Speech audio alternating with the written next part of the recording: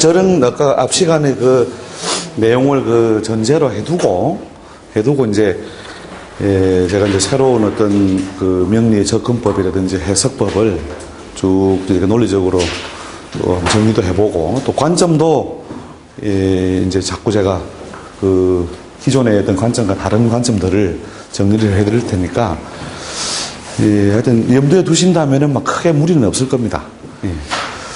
그 제목에서 추나추동에 대한 우리 이해라고 하는 것이 그러니까 목화금수가 결국은 뭐냐면 봄, 여름, 가을, 겨울 추나추동의 운동성, 추나추동의 그 운동성을 기본적으로 말한 것이고 또 그것을 더 분화된 어떤 모양으로 우리가 이제 십간이나 12지 체계를 우리가 사용하고 있다. 또 명리학에서는 저런 더 큰 단위로 나누는 우리 목화금수 중간에 물론 토의 단계를 끼워 넣어서 우리가 오행의 단계로 분류하는 어떤 원리가 보편적으로 자연의 어떤 원리를 설명하는 논리이긴 하지만 우리 사주명리학에서는 실제로는 십간이나 12지라고 하는 것이 이미 10단계 또 12단계로 이미 분류되어 있으므로 그것을 위주로 해서 우리가 설명을 붙이고 해석을 해나간다. 그렇게 이해를 하시면 될 겁니다. 그래서 여러분이 이제 이 생극설도 이제 생극설에 관한 이해변 부분에서 우리가 수가 화를 극한다라고 하는 이런 어떤 우리 오행의 어떤 상극 요소가 발생했다 했을 때 모든 경우에 수가 화를 극하거나 억제하지는 않는다. 그러니까 명리를 해석해 나갈 때는 여러분이 워낙 이제 이 오행으로 바꿔서 해석하는 습성이 많기 때문에 제가 일러드리는 건데 팔자에서는 드러난 거는요, 드러난 그대로 다 있다라고 보세요. 있다. 그러니까 좌우상충이 있으면 자수가 오화를 극하여 오를 제대로 쓰지 못한다가 아니고 자도 있고 오도 있다. 그런데 요 두 관계는 어떻게 해요? 그 운동성이나 방향이 크게 달라져 있으므로 어떻게 해요? 서로 상극의 어떤 관계, 상극의 관계로서 결국 이게 뭐 오행적으로 꼭 표현한다면 상극의 관계. 근데 명리에서는 사실은 이제 충의 관계로서 그대로 그냥 충이 있다 이렇게 해석을 하시라는 거죠. 그냥 충이 있다. 그래서 이제 이 좌우상충을 어떻게 다른 인자들이 간섭을 할 때 이제 자가 오를 갖다 올라타느냐 이기느냐. 그 다음에 또 오를 갖다가 도리어 도울 때 어떻게 해요? 오가 도리어 승한다. 그러니까 오의 기운이 더 대세적으로 에워싸여지면 자의 기운이 약화된다지 없어진다가 아니라는 거예요. 없어진다. 이렇게 드러난 건 없어지는 것이 아니다. 그렇게 없어지는 것이 아니라면 무슨 말이냐면은 해석의 도구, 틀, 분야로서 삼는다는 거예요. 팔자 안에 있는 건 전부 다 해석해야 된다. 그래서 그런 것들이 이제 우리가 워낙 이제 오행으로만 자꾸 뭔가 설명을 붙이고 이해하고 이렇게 해나가는 데 있어서 생긴 그 수많은 오류들이 발생한다는 거죠. 그래서 그런 어떤 그 간지체계에 대한 이해하고 오행적인 이해하고 이 차이점들을 여러분이 늘 이렇게 염두에 두고 좀 그 극단적으로 좀 심하게 표현한다면 아예 오행이 필요 없다 했잖아요. 이 명리학은 오행이 오늘 안 배우는 게 더 좋아요. 그렇게 그냥 갑일을 태어났으면 갑의 성질, 을의 성질, 이 성질만 여러분이 쭉 분류해서 공부해도 충분하다. 충분하니까 이 간지학으로 어떻게 해요? 되돌아오라는 거죠. 간지하고. 그래서 그리고 저 간지라고 하는 것이 유별나게 갑자기 툭 튀어나온 것도 아니고 이런 어떤 봄, 여름, 가을, 겨울 그 다음에 크게 봐서는 이런 어떤 오행적인 순환을 더 세분한 것이다. 세분한 것이다. 이렇게 이해를 하시면 될 겁니다. 그러니까 또 간지에 출발해서 우리가 갑자를 왜, 언제, 어떻게 정했느냐, 이런 걸 여러분이 또 뭐 학문적으로 쭉 따져보기도 하고 챙겨보기도 하실 건데, 그 내용을 찾아보시려면, 어느 책이 있느냐면, 갑자기 책 제목은 제가 생각났는데, 저자가 기억이 갑자기 안 나는데, 고대 중국인이 바라본 하늘의 세계라는 책이 있어요. 중국인이 바라본 하늘의 세계. 세계에 그 아마 1장, 2장 이렇게 챕터가 있으면 두 번째 아마 챕터에 가면은 이제 천문 관측, 천문의 관측을 통해서 우리가 이제 세성을 정해, 이 세자라고 하는 게 해세자죠. 연년세세 할 때 그 세성이 지금으로 치면 목성이에요. 목성의 주기가 약 11.86년 정도 되거든요. 약 12년 정도로 되는데, 그 세성을 정하게 되는 배경, 또 세성의 위치에 의해서 결국 이제 갑자를 정하고, 그 갑자로부터 쭉 이제 우리가 간지나 역법이 세워진 배경에서 여러분이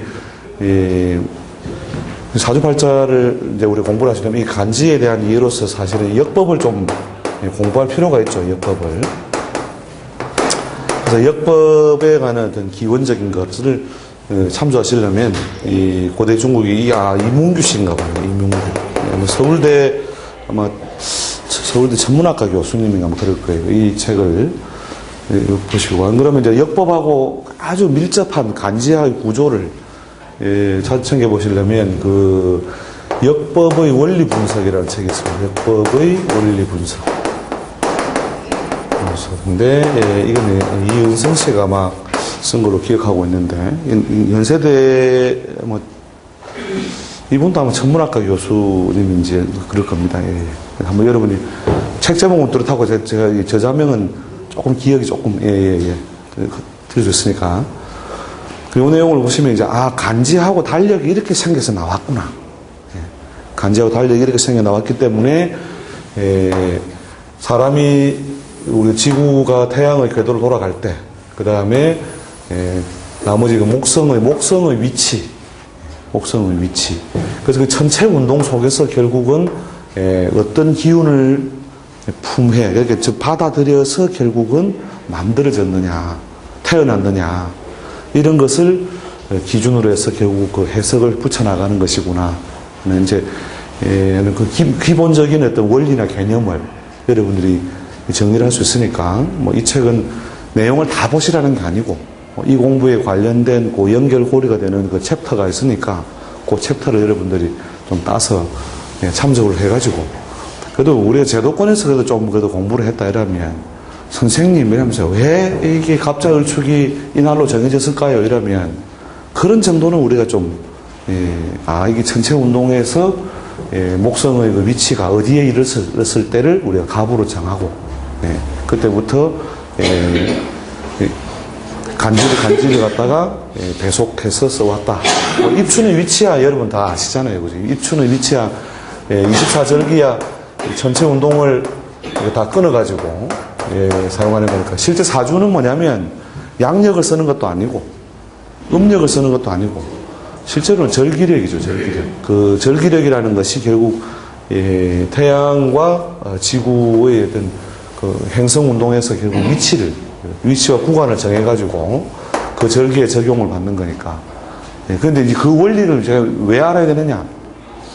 똑같은 갑이라 하더라도 겨울에서 막 나온 놈하고 완전히 무르익어서 뭐냐면은 이 만춘으로 들어갈 때의 갑하고 작용이 사실은 다르다는 거예요.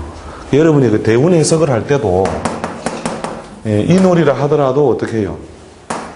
인월에 태어났다 하더라도 축월에 가까운 날짜에 태어난 입춘 후 며칠이 안 된 이 시기에 태어났을 때의 기운적인 요소. 물론 우리가 몸으로 체감하는 것은 기운보다는 기후겠죠. 그죠? 그 기후적인 요소만 생각하더라도 겨울에서 막 빠져나왔을 때 하고 그 다음에 이 인의 운이 끝날 때 하고 다르겠죠, 그죠? 그 작용력이. 그래서 이렇게 끊어놓은 것이 뭘 끊어, 물론 뒷부분에 제가 그 이해라든지 접근법에서 그 제목을 달아드렸습니다만, 자연은 어떻게 이렇게 쭉 순환하면서 계절이 만들어지는 것이 이렇게 아날로그하게 연결되어 있다는 거죠. 아날로그 연결되어 있는데 우리는 편의상 어떻게 해요? 요 지점부터 요 지점까지를 무엇으로 하기로 하자? 인월이라 정하기로 하자. 고 했으니 인월의 시초 부분하고 인월의 끝부분에 똑같은 우리가 이제 꼭 오행적인 표현을 빌린다면 목의 작용이 있다면 요 초입 부분과 끝부분이 다르다는 거죠. 자, 이게 이제 뭐 태어난 뭐 달에서도 그렇게 해석의 기준 삼을 수도 있지만 대운도 마찬가지예요. 대운의 해석에서 대운이 얼마나 길어요? 기본 단위가 10년이잖아요. 10년이니까 10년 동안의 그 초입 부분과 끝부분에 똑같이 인목이 와서 질할병하고 어떻게 해서 잘못했다. 이렇게 해석해서는 안 된다는 거예요. 그래서 인대운의 몇 년 차, 인대운의 끝부분, 이런 것들을 여러분이 이 기운 차이를 전 염두에 두고 해석을 해 나가야 된다는 거죠. 그게 이제 뒤에 실제 실관할 때 상당히 많이 쓰이고 활용되는 거기 때문에 여러분이 이게 나온 구멍부터 알아야 되는, 나온 구멍이 이 글자가 어디서부터 나왔다. 그러니까 제작 원리를 알아야 응용을 해서 쓸 수 있을 거잖아요. 근데 대부분 다 이제 우리가 기존의 어떤 텍스트들이나 고전, 또 뭐 요새 현대문으로 된 여러 가지 뭐 이렇게 나와 있는 책들이 해석 방식이 뭐냐면은 간목 운이 와서 어쩌고 저쩌고 이렇게 해서 이런 식으로 굉장히 디지털화하는 거죠. 그러니까 그게 해석이 간단 명료한 것 같은데 실제 실관을 해가지고 사람의 어떤 팔자를 볼 때는 이런 논리로만 접근하는 게 굉장히 위험한 거예요, 이게. 그래서 뭐 을목이 왔기 때문에 어떻다. 뭐 이런 식으로. 그러니까 사람이 운이 바뀐다는 것이 이렇게 바뀌는 게 아니라는 거예요. 이게 뭐냐면 갑이다, 을이다 이랬을 때 갑운까지는 이러하고 을운에는 갑자기 이렇게 되고 이게 아니라니까요. 책에는 그렇게 설명을 그렇게 해두었지만 실제로 봄이 바뀌어가는 건 이런 식으로 바뀌어가지고, 그죠?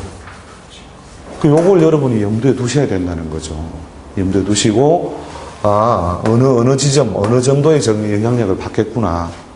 라고 하는 것을, 이게 아날로그 한 것을 편의상 디지털로 바꿔놓은 것이니까, 다시 디지털로 되어 있는 걸 해석할 때는 다시 아날로그함을 전제해두고, 이게 연결성 속에 있음을 염두에 두고 해석을 해야 된다는 거죠.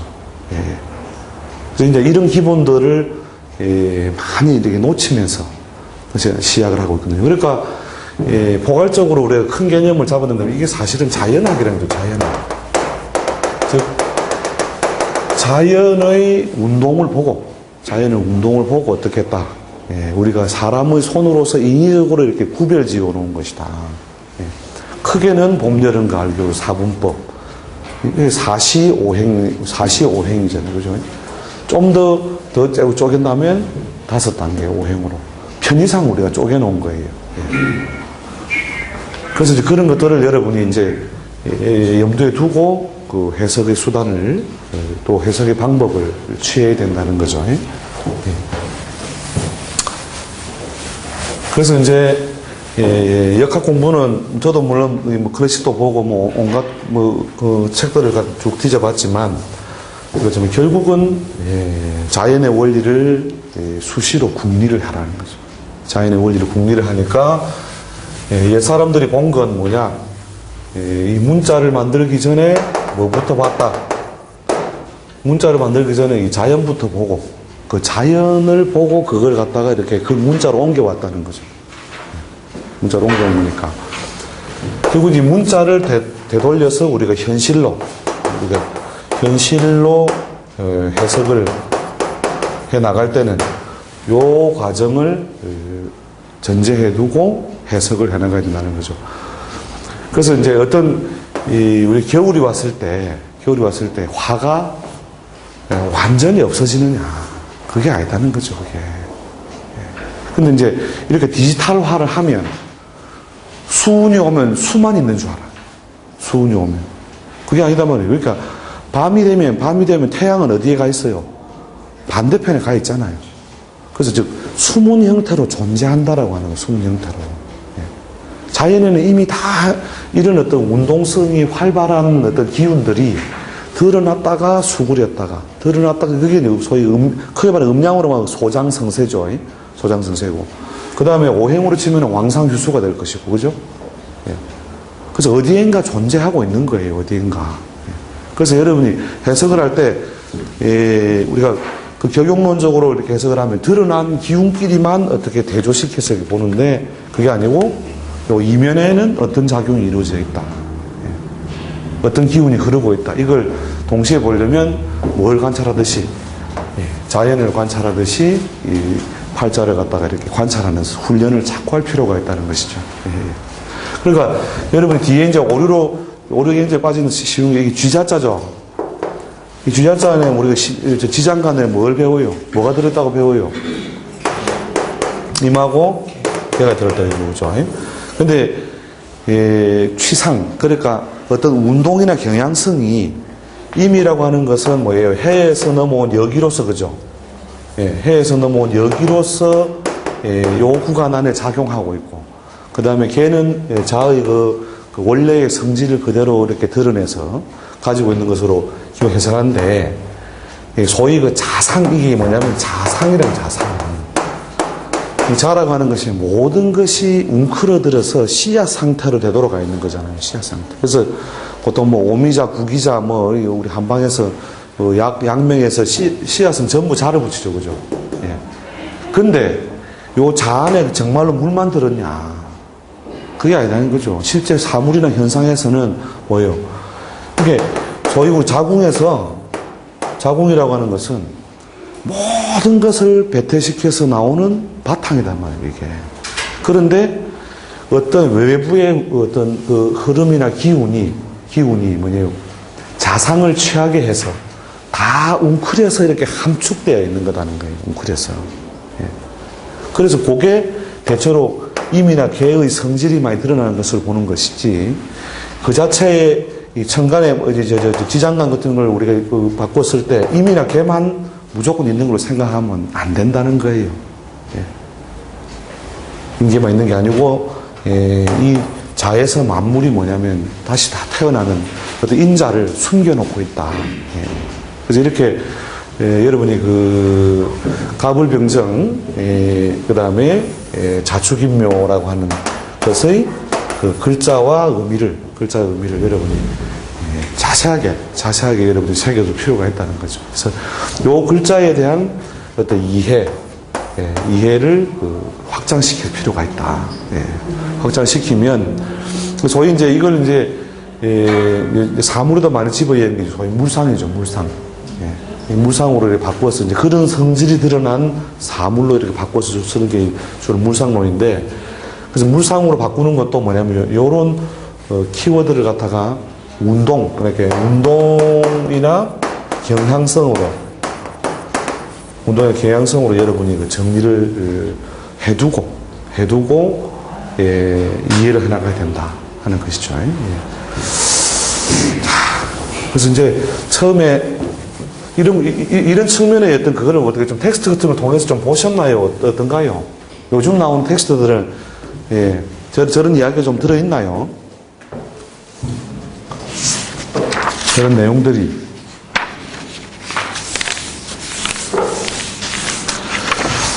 그래서 그런 부분에 대해서 이제 앞부분을 보면 제목에도 뭐 내용은 뭐 여러분이 일일이 뭐 시간 나실 때 보셔도 되고, 그 제가 아까 말씀드린 이제 통합적인 어떤 개념들을 그 사주명리학은 그 페이지 수가 안 돼 있는데요. 이게 텍스트가 있는 데를 기준으로 해서 이 3페이지 사주명리학은 오행학이 아니라 간지학이다 이렇게 써놨죠, 그죠? 그래서 그 간지 자체를 여러분이 잘 좀 연구하고 저런 어떤 속성 면에서 그 이해를 갖다 좀 해두실 필요가 있다라고 하는 거죠. 자, 그 다음에 이제 그 간지의 새로운 이해라고 하는 것에서 그거를 한번 전체적으로 제가 표를 만들어서 한번